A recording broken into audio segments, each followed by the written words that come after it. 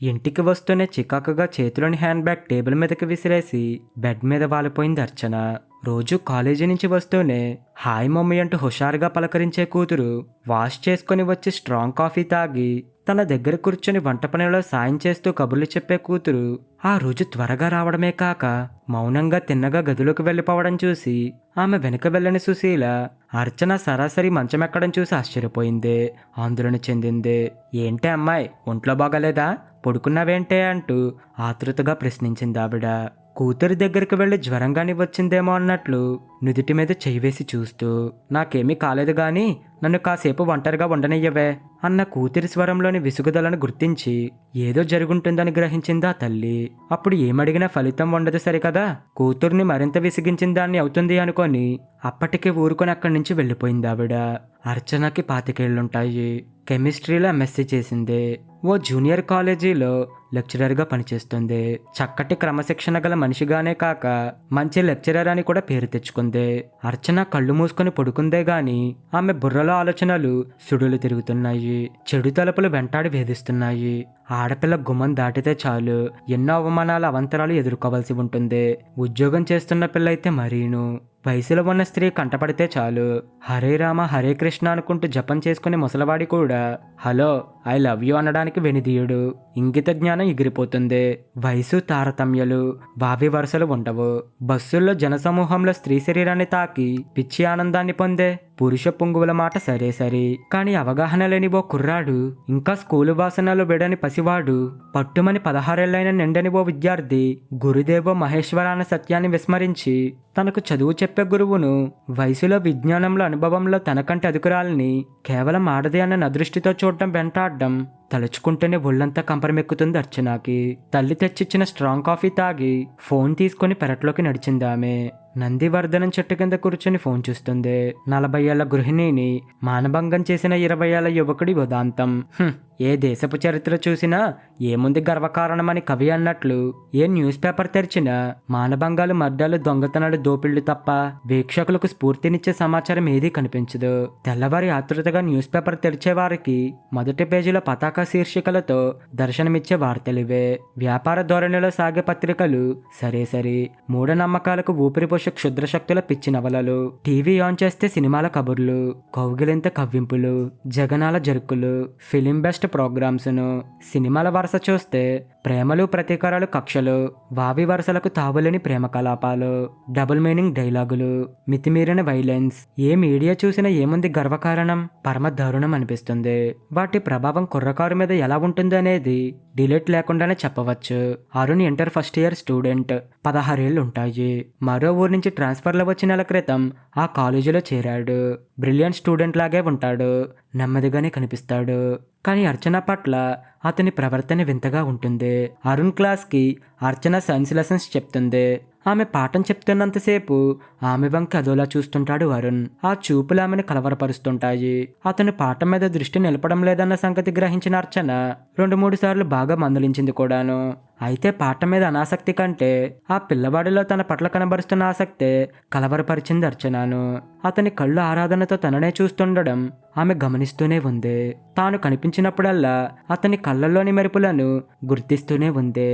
Laser hour పిల్లలంతా ఆటలాడుకుంటుంటే అరుణ్ మాత్రం అర్చన ఎక్కడుంటే అక్కడే ప్రత్యక్షమవుతున్నాడు. అతని కళ్ళల్లో కదలాడే భావనకి భాష్యం చెప్పుకోలేక తికమక పడుతుంది ఆమె. మొదట్లో యాదృచ్ఛికం అనుకున్న రాను రాను ఆమెలో అనుమానం పెరిగిపోతుంది. ఓసారి అర్చన స్టాఫ్ రూమ్లో ఒంటరిగా కూర్చొని ఏదో పుస్తకం రెఫర్ చేసుకుంటుంది నెక్స్ట్ క్లాస్కి. ఉన్నట్టుండి ఎందుకో తలెత్తి చూస్తే గది కిటికీ దగ్గర నిలబడి ఆమెనే చూస్తూ కనిపించాడు వరుణ్. ఆమె తలెత్తడంతో తడబాటుకు గురై అక్కడి నుంచి వెళ్ళిపోయాడు. మరోసారి ఆమె స్కూల్లో షటిల్ ఆడుతుంటే అతను క్లాస్ ఎగ్గొట్టి ఆట చూస్తూ కూర్చున్నాడు. ఆ కుర్రాడి చూపులు తన మీదే ఉన్నట్లు, తన చూపులతో తన చూపులు కలపడానికి తాపత్రయపడుతున్నట్లు గ్రహించిన తనకు ఆట మీద ధ్యాస తప్పిపోయింది. ఒళ్ళు మండిపోయింది. ఆ విధంగా అరుణ్తో అర్చన అనుభవం ఆమె ఎక్కడున్నా ఏ పని చేస్తున్నా ఆ కుర్రాడు తనని వెంటాడుతున్నట్టు అతని చూపులు తనని పైనుండి కిందకి తడుముతున్నట్లు అనుభూతికి గురి చేసింది ఆమెను. ఆ కుర్రాడి మనస్తత్వం వైఖరి కొంచెం కూడా బోధపడకుండా ఉందామెకు. ఒకరోజు స్టాఫ్ రూమ్ లో తాను ఒంటరిగా ఉన్న సమయం చూసి వికసించిన ఓ గులాబీ పువ్వుని తెచ్చి తన ముందు నిలబడ్డాడు. తాను తీక్షణంతో చూడ్డంతో ధైర్యం చాలక కాబోలు ఆ పువ్వును తనకివ్వకుండా టేబుల్ మీద పెట్టేసి గబగబా అక్కడి నుంచి వెళ్ళిపోయాడు. నిర్ఘాంతపోయింది తాను. అది ఎన్నో అనుమానాలకు ఆలోచనలకు దారితీసింది ఆమెలో. అర్థం అయ్యి కాని మెసేజ్ ఏదో అందులో గోచరించింది. తనకంటే దాదాపు 10 ఏళ్లు వెనక పుట్టిన కుర్రాడు గురువైన తనతో అలా ప్రవర్తించడం అవమానకరంగా తోచింది. బాధ కలిగింది, ఆగ్రహం రేపింది. ఆ సంఘటనతో మనసు విరిగిపోయింది అర్చనకు. మూడ్ చెడిపోయింది. తన క్లాస్ని ఖాళీగా ఉన్న ఓ కొలిక్ అప్పగించి తల బాధ ముంచుకురాగా పర్మిషన్ తీసుకుని ఇంటికి వచ్చేసింది. అసలు ఆ కుర్రాడి ఉద్దేశం ఏంటి? అతని మనసులో ఏముంది? తనతో ఎందుకిలా ప్రవర్తిస్తున్నాడు? తన పట్ల అట్రాక్ట్ అయ్యాడా? తనను ప్రేమిస్తున్నాడా? అప్రయత్నంగా నవ్వొచ్చింది ఆమెకి.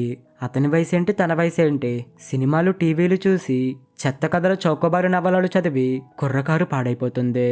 అదే వాస్తవం అనుకొని మోసపోతుంది. రియల్ లైఫ్ని రియల్ లైఫ్ కన్వించుకోవడానికి చేసే ప్రయత్నంలో అర్థం లేని భ్రమలకు గురవుతుంది.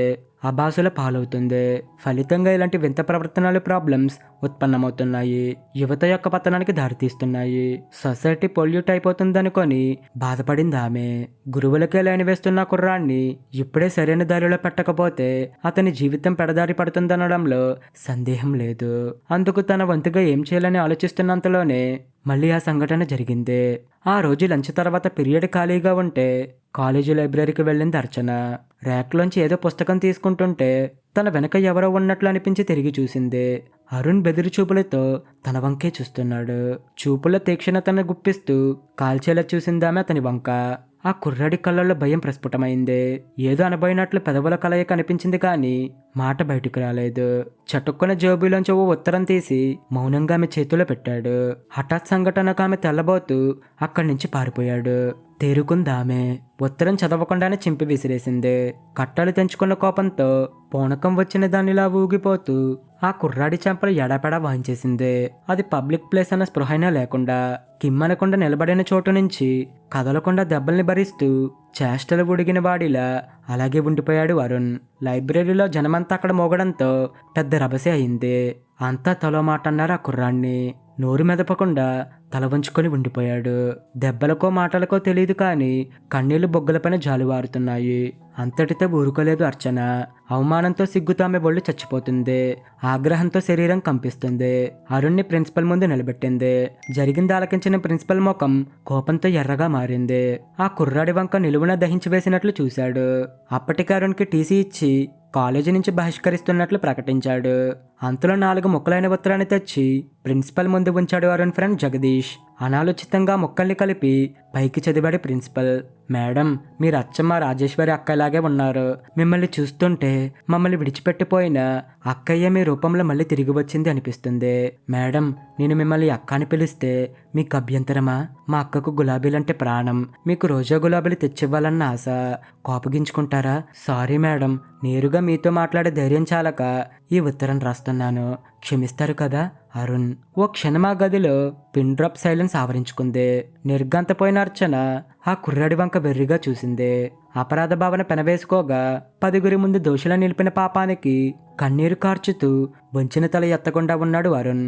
ఆ భయంకర నిశ్శబ్దాన్ని చీల్చివేసి సాహసం చేసింది ప్రిన్సిపలే. ఏంటిది అర్చన అన్నాడు అయోమయంగా. తడబడింది అర్చన. నేను ఆ ఉత్తరం విప్పి చూడలేదు సార్. ఈ మధ్య ఈ అబ్బాయి ప్రవర్తన నా పట్ల వింతగా తోస్తే అది లవ్ లెటర్ అయి ఉంటుందని అపోహపడ్డాను. I'm sorry sir, very sorry అంది తల వంచుకొని. ఆ సిచ్యువేషన్ ఈజ్ చేసే నిమిత్తం మీ అక్కయ్య పోయింది అరుణ్. ఏం జరిగిందని అడిగాడు ప్రిన్సిపల్. అరుణ్ సమాధానం చెప్పలేదు. మానసికంగా శారీరకంగా గాయపడ్డ పసి మనసు మోగబోయింది. అవును సార్, అరుణ్ అక్కయ్య 6 నెలల క్రితం కార్ యాక్సిడెంట్లో చనిపోయింది. వాళ్ళ అక్కయ్య అంటే పంచప్రాణాలు వాడికి. వాళ్ళ నాన్నగారు కావాలనే ఆ ఊరు నుంచి ఇక్కడికి ట్రాన్స్ఫర్ చేయించుకున్నారు. ఆ జ్ఞాపకాల్ని మర్చిపోవాలని. అరుణ్ అక్క అచ్చం అర్చన మేడం లాగే ఉండేదని, ఇంచుమించు అదే వయసు అని, మేడంని చూస్తే తన అక్కని చూసినట్లే ఉంటుందని నాతో అంటుండేవాడు. మేడంని అక్క అని పిలవాలనుందని వాడు తహతహలాడుతుంటే ఆ విషయం మేడంకి చెప్పమని నేనే ప్రోత్సహించాను అంటూ వివరించాడు జగదీష్. ఆ పలుకులతో అర్చన మనసు ద్రవించిపోయింది. ఆమె కళ్ళమట నీళ్లు వస్తున్నాయి తనకు తెలియకుండానే. అమాయకుడైన ఓ పసివాణ్ణి అనాలోచితంగా అపార్థం చేసుకోవడమే కాక 10 మందిలోని అల్లరిపెట్టి అవమానించింది. ఆ పసి మనసుని గాయపరిచింది. తన తొందరపాటుకు క్షమాపణలు చెప్పుకోవడమే కాక పశ్చాత్తాపంతో అనునయంగా ఆ కుర్రాడి తలనిమిరి కన్నీళ్లు తుడిచింది. అప్రయత్నంగా తమ్ముడు అంది అక్కని చేర్చుకుంటూ. అక్క అంటూ వికసించిన ముఖంతో ఆమె కంటుకుపోయాడు వరుణ్. అంతవరకు జరిగిందంతా మర్చిపోయి. అయితే ఆ రాత్రంతా నిద్రపోలేదు అర్చన. ఆలోచనలతో సతమతమైంది. తన తొందరపాటుకు కారణమేంటి? తన ఊహలు ఆలోచనలు పెడమార్గం పట్టడానికి కారణం ఏంటి? టీవీ సినిమాల ప్రభావం అన్న జవాబు స్ఫూరించింది ఆమెకు చటుక్కున. అంతవరకు వాటి ప్రభావం వల్ల కుర్రకారు మాత్రమే చెడిపోతుందన్న భ్రమలో ఉండేది తాను. అది సరికాదు. వయోభేదము లింగభేదము లేకుండా అందరిపైన సమానంగానే పడుతుంది వాటి ప్రభావం అన్నది తన విషయంలో రుజువైంది. అందరి ఆలోచన సాధారణంగా సమానంగానే పొల్యూట్ చేస్తున్న ఘనత వాటికే దక్కింది. అందుకే అరుణ్ ప్రవర్తనకు మరో మంచి భాష్యం చెప్పుకోలేకపోయింది తాను. వక్ర మార్గంలోనే ఆలోచిస్తూ వచ్చింది. అసలు దురుద్దేశం ఆ కుర్రాడిలో లేదు, తన తలుపుల్లోనే ఉంది. ఆ తలుపులకు మూల కారణం నేడు వస్తున్న సినిమాలు, టీవీ ప్రోగ్రామ్స్. మనసనే నిర్మలమైన అద్దం మీద మరకల వంటివి అవి. స్వచ్ఛంగా ఉన్న వాటిని మసకబరిచి నెగిటివ్గా ఆలోచనలకు తావిస్తూ చిత్రభ్రమకు ఊపిరిపోసే భయంకర శక్తి వాటికి ఉండడం శోచనీయం దారుణం అనుకుంది అర్చన నిట్టూరుస్తూ. ఇది ఫ్రెండ్స్ ఈరోజు కథ. మీకు కనుక కథ నచ్చితే లైక్ చేయండి, షేర్ చేయండి. ఇలాంటి మరిన్ని కథల కోసం మా ఛానల్ని ఎప్పుడు సబ్స్క్రైబ్ చేసుకోండి. Thank you friends.